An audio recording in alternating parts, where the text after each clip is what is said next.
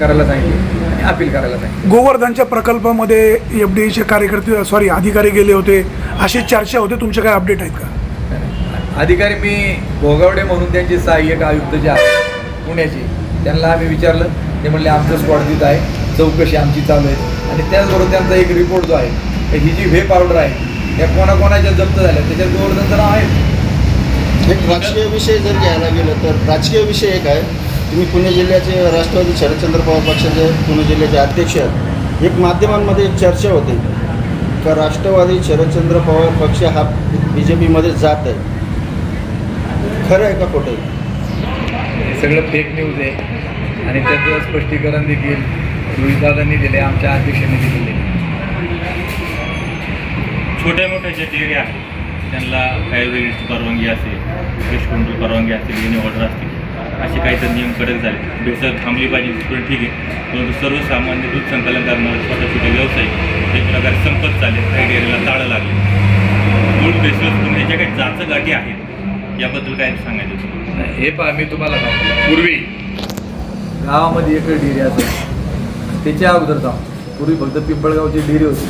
आमच्या गावात दूध 77-78 झाले लोक पोहून पार तिथं दूध घेऊन येत होते. त्यामुळं जे चुकीचं काम करतात ते बंद त्या ठिकाणी झालं पाहिजे. आता फार प्रत्येक घरापुढं आता गाडी थांबायला लागली. त्यामुळे जे नॉर्स नाही त्या नॉर्सप्रमाणे ते संकलन झालं पाहिजे. कारण ज्यावेळी गाडी आपल्या दारापाशी येते त्यावेळी तो काय पाहतो, फक्त डिग्रीच पाहतो, बाकी काहीच पाहतो. आणि ते टाकलं का चाललं, काटा करायला गाडीचं डिग्री पाहिजे का चाललं, बाकी काय त्याच्यामध्ये. परंतु याच्याकरता ज्या लॅब असतात त्या प्लॅन्टवाल्याकडे प्रोसेस करणारं जे युनिट आहे तिथं ह्या लॅब असतात. त्या लॅबमध्ये ते येणारं दूध जे आहे ज्याच्याकडे संकलन होतं आणि तो त्या प्लॅन्टला प्रोसेस युनिट आणून देतो. तिथं त्याला सगळं माहीत असतं की हे दूध चांगलं आहे कोणतं. मी कालही भाषणात सांगितलं, सायबर डायनेमिक्सनी जुन्नर तालुक्यामधून एखादं जर दुधाचं आलं होतं त्याला त्यांनी नोटीस पाहिजे आणि ते नोटीस सायबर डायनेमिक्सचं त्यांच्या जे छापा टाकला त्याच्यामध्ये ते सापडलं की तुमचं दूध हे भेसळीत आहे आणि स्वीकारू शकत नाही.